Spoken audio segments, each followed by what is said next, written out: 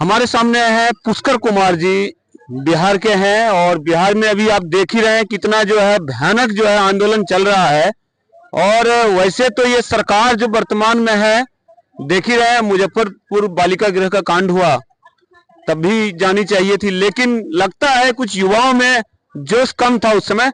आज मेरे सामने एक ओजस्वी युवा, उनसे बात करते हैं।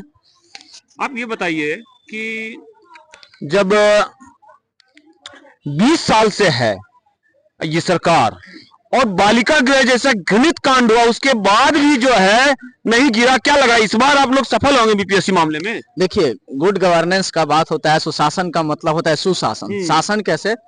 शासन कैसे? शासन कैसे? स्वतः रूप से करना और उसको सुव्यवस्थित रूप में करना। और स्वतः सुव्यवस्थित का मतलब यह है कि जब सरकार जब एक शासन व्यवस्था चलाती है, उसमें लॉ एंड ऑर्डर को मेंटेन करना सबसे प्रथम और सबसे प्रमुख जिम्मेवारी होती है सरकार की। इसी वजह से हम लोग सरकार को चूज करते हैं। और सरकार का मतलब ही होता है, चाहे वो बेसिक फैसिलिटीज, सब उसमें सबसे पहले आता है हेल्थ, एजुकेशन, उसमें सबसे इम्पोर्टेंट क्या है? सिक्योरिटी। आपने बताया मुजफ्फरपुर की घटना के बारे में, उस समय भी सरकार गिरनी चाहिए थी। बिल्कुल। जब सरकार को हम चूज कर रहे हैं, वो सरकार हमें सुरक्षा नहीं दे पा रही है, तो ये तो बहुत बड़ा सवाल है कि हम उस सरकार को गिरा दें। यही चीज अगर मणिपुर वाले हिंसा में भी देखिए क्या चल रहा था। अभी हम आपको रोकेंगे मणिपुर पे, हम बिहार पे बात कर रहे हैं क्योंकि ये सरकार इतनी बड़े स्टेट की सरकार है जो देश को दिशा तय करती रही है। जयप्रकाश नारायण ने बिहार की मदद से ही इंदिरा जी को उखाड़ फेंका था। लेकिन सबसे बड़ी बात है कि आप 1 मिनट में हमको ये समझाइए कि बीपीएससी का मामला आपका क्या है, फिर हम आपको बताएंगे छात्र में कहाँ कमी है बिहार। ये बीपीएससी का मामला है कि बीपीएससी की परीक्षा हुई थी। बीपीएससी की परीक्षा के समय में क्या हुआ, पहले बिहार में जब वोट होता था तब बूथ लूट होता था, अब पेपर लूट होता है। तब पेपर लूटता है, पहले बूथ लूटता था। अंतर क्या हुआ? अब सुशासन कर रहे हैं। सुशासन के नाम पे अब पेपर लूट हो रहा है, ब्लॉक लूट हो रहा है, पंचायत लूट हो रहा है, विधानसभा लूट हो रहा है।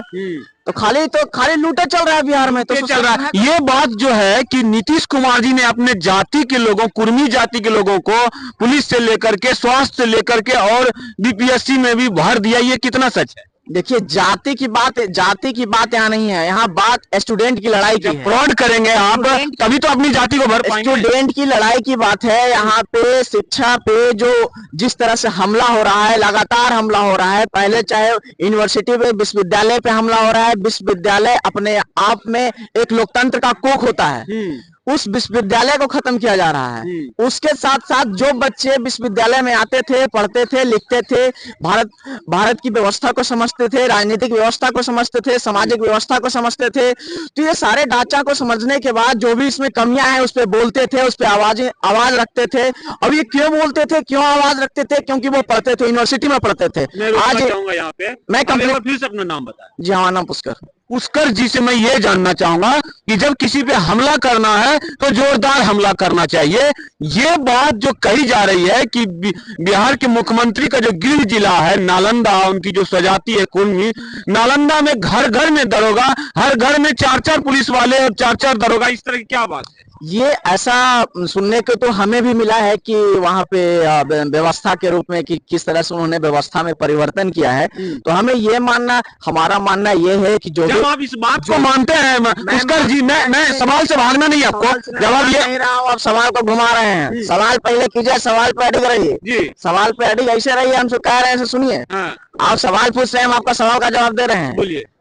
जो भी छात्र है वहाँ पे खड़ा है कि उस पे वाटर कैनन चल रहा है, उस पे लाठी चल रहा है, वो कोई किसी खास जाति, किसी खास वर्ग से तो नहीं है। उस पर ही आऊंगा मैं, उस पर ही मैं दर्शकों को ये क्लियर कर देना चाहता हूँ कि ये जब कोई व्यक्ति अपने बिरादरी के ज्यादा भर्ती कर दे और अपने जिले में ज्यादा भर्ती कर दे तो निश्चित तौर पर वहाँ करप्शन है, क्योंकि किसी एक ही जाति में पढ़े लिखे लोग ना हो सकते हैं, एक ही जिले में ज्यादा लोग नहीं हो सकते। मुझे बस इतना क्लियर करना था। उसके बाद ये देखिए बिल्कुल किसी खास जाति, किसी खास वर्ग के लोग अगर जिला किसी किसी खास जिला के लोग, सिर्फ जिला की बात नहीं, मैं आप सिर्फ नीतीश कुमार की बात कर रहे हैं। आप देखिए यूनिवर्सिटी में आरएसएस के प्रोफेसर भरे जा रहे हैं, आरएसएस के भी प्रोफेसर भरे जा रहे हैं, चाहे वो सवर्ण जाति के हों या उनके सपोर्टर कोई जाति के हों, वो भी गलत है।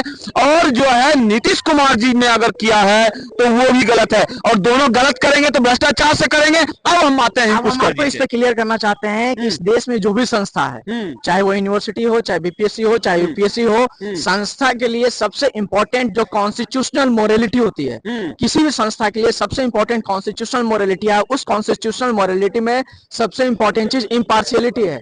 इम्पार्शियलिटी का मतलब क्या होता है? इम्पार्शियलिटी का मतलब बिना किसी भेदभाव के आप एक व्यवस्था बना रहे हैं, उस व्यवस्था में आप लोगों को रिक्रूट करेंगे। लेकिन इस देश का सबसे बड़ा दुर्भाग्य यह है कि जो भी सरकारें आती है वो सरकार इम्पार्शियल ना होकर पार्शियलिटी के साथ काम करती है। आज का बिहार जग गया है, चाहे वो एथनिसिटी के नाम पे हो, चाहे वो रिलीजन के नाम पे हो, चाहे वो कास्ट के नाम पे हो, चाहे वो रीजन के नाम पे हो। आपने नालंदा बताया, आपने कास्ट बताया। अब बीजेपी जिस ढंग से यूनिवर्सिटी को कैप्चर कर रही है, मैं वो हर एक चीज को आप सिर्फ कास्ट के एंगल पे लेकर मत जाइए। बाद आऊंगा, मुझे क्वेश्चन क्लियर करता, वो मैंने क्लियर नहीं, मैं आपको वही क्लियर, सिर्फ कास्ट के एंगल पे मत जाइए, क्योंकि इम्पार्शियलिटी का मतलब क्या होता है? इम्पार्शियलिटी का मतलब होता है कि बिना किसी डिस्क्रिमिनेशन के आप लोगों को रिक्रूट कर रहे हैं। अकाउंटेबिलिटी है, वहां पे ट्रांसपेरेंसी है। अभी जो आंदोलन हो रहा है इसमें खान सर का ज्यादा नाम आ रहा है, और भी लोग होंगे, आप भी हैं इसमें बहुत बड़े लेवल पर। इनका मुद्दा सिर्फ बीपीएससी है या आरएसएस के द्वारा राज्यपाल का मदद लेते हुए यूनिवर्सिटियों पे कब्जा करना? देखिए, छात्र का मुद्दा बीपीएससी भी है, छात्र का मुद्दा यूनिवर्सिटी भी है, छात्र का मुद्दा सड़क भी है, छात्र का मुद्दा बिजली भी है, छात्र का मुद्दा पानी भी है, छात्र का मुद्दा अस्पताल भी है। कोई भी चीज छात्र से दूर। अब आप देख लें कि ये बड़ी बात खुल के आ रही है, सिर्फ बीपीएससी मसला छात्र नहीं उठा रहे हैं, मसला ये भी है कि आरएसएस जो है भगवाकरण कर रही है पटना यूनिवर्सिटी जो मुख्य तौर पे है राज्यपाल की मदद से, चाहे जहां जहां उनकी मदद से हो।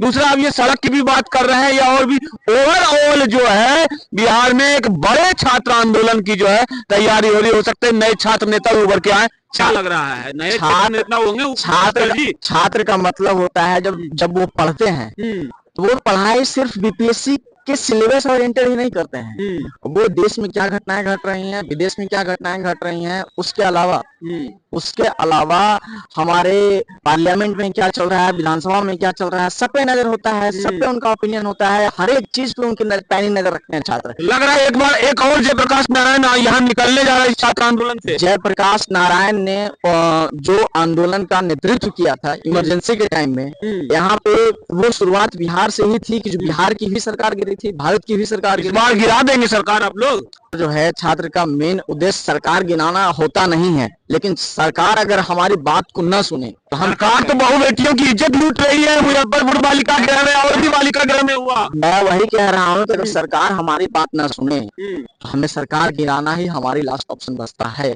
मैंने जो कहा कि सरकार इज्जत लूट रही है, मैं इसको थोड़ा एडिट भी करूंगा, लेकिन ये बताइए जो बालिका गृह कांड हुआ, सीबीआई जांच हुई, जांच क्या हुआ, क्या रिजल्ट हुआ? कुछ नहीं। जब सेंटर में भी वो सरकार हो, स्टेट में भी वो सरकार हो, इसी तरह की चीजें होती है। क्या लग रहा है अगर ऐसे नहीं होता तो सरकार गिर जाता उसी समय? सरकार जो है सिर्फ भय दिखाती है पुलिस बल के दम पे, अपने संस्थाएं के दम पे वो संस्था का इस्तेमाल करती है भय दिखाने के लिए। वो जवाब, लोकतंत्र में सबसे इंपॉर्टेंट चीज जवाब होता है, वो सरकार को जवाब देना सरकार। क्या आप लोग उस समय चूक गए? इतना बड़ा बहु बेटियों का मसला था, नाबालिग लड़कियों का और जो है मतलब अनाथ लड़कियों का मसला था। हम चूके नहीं हैं, छात्र हैं, हम चूके नहीं हैं और ना हम चूकेंगे। आगे हमारी लड़ाई है, क्योंकि ये लड़ाई सरकार से चलती रहती है और ये हमारी सरकार है, हम अपनी सरकार से ही मांग कर रहे हैं। आप तो इस्तीफा बिना मांगे जो है कह रहे हैं हम रुकेंगे ही नहीं, या तो नीतीश कुमार को इस्तीफा। मैं वही कह रहा हूं कि ये हमारी सरकार है, ये हमारी सरकार है। हम अपनी सरकार से इस्तीफा भी मांग सकते हैं। हम अपनी सरकार को सरकार पे दबाव बनाकर, चाहे वो सड़क के माध्यम से हो, चाहे वो विधानसभा में हो, अपोजिशन पार्टी का भी दबाव हो, तो उसके अंदर जो लोग हैं, उनके अंदर जो विधायक हैं, एमएलए लोग हैं, उनको अपने अंदर एक अंतरात्मा से पूछना चाहिए कि जो सरकार बहु बेटियों के मुद्दे पर, अनाथ बेटियों के मुद्दे पर रिजाइन नहीं करती है, क्या इस बार बीपीएससी के मैटर पे जहां भी जो है लाखों करोड़ों का मसला होता है ये रिजाइन करेगी? देखिए, सरकार को ये मानना पड़ेगा, जो विद्यार्थियों की मांग है बीपीएससी का री एग्जामिनेशन करना, उनको री एग्जाम करना पड़ेगा। अगर नहीं होगा तो सरकार को इस्तीफा देना पड़ेगा। ये जो वाटर कैनन का जो है ताकत का प्रयोग हो रहा है, लाठियों का प्रयोग हो रहा है, आप कैसे लड़िएगा इस सरकार? ये पहला बार थोड़ी है कि वाटर कैनन और लाठी का प्रयोग हो रहा है इस देश में सरकार की तरफ से। अगर गोली चलाएंगे तब क्या कीजिए? गोली पहले भी चला है, प्रोटेस्ट जब भी होता है तो वो सरकारें तो चलाती हैं। अब ये लाठी गोली के और कैनन के दम पे सरकार चलेगी ना फिर तो ये चलाती रही है ना। सरकार का समस्या यही है कि हमारे यहाँ पे जो पुलिसिंग सिस्टम है, पुलिसिंग सिस्टम को एक डेमोक्रेटाइज सेंसिटाइज ट्रेनिंग बिहार के स्टूडेंट में वो अब जयप्रकाश जी वाला दम नहीं रहा। हम कह रहे हैं कि जो पुलिसिंग सिस्टम है इस देश की, वहां पे डेमोक्रेटिक सेंसिटाइज ट्रेनिंग नहीं होती है। जिस ढंग से लाठी चलाता है पुलिस, वाटर कैनन का इस्तेमाल करता है, ये बिल्कुल अनडेमोक्रेटिक है और लोकतंत्र को खत्म करने का एक साजिश है। जो आप लोग जंतर मंतर पे आए हैं, क्या लग रहा है किसके बैनर तले आए हैं और अगला स्टेप क्या हो सकता है? हम लोग जेएनयू का कॉल है, उसके कॉल पे आए हैं और हम लोग यहाँ पे जदयू पार्टी ऑफिस के पास हैं। एक मैसेज देना चाहते हैं। हमारे छात्र लोग, हमारे साथी लोग वहाँ पे डटे हुए हैं और अभी हम यहाँ पे जदयू पार्टी ऑफिस के सामने हैं। ठीक है, अभी जदयू पार्टी के सामने है। पुष्कर जी कह रहे हैं कि इस बार सरकार गिरा देंगे, लेकिन जो सरकार बहु बेटियों के मुद्दे पर नहीं गिरा सके, रिजाइन किया, जिस तरह से अनाथ बेटियों के साथ क्या क्या नहीं हुआ, सीबीआई जांच हुई और सब खत्म हो गया, तो ये लोग बीपीएससी जैसे जहां बड़े घपले होते हैं, क्या वो रिजाइन करेगी? देखते हैं।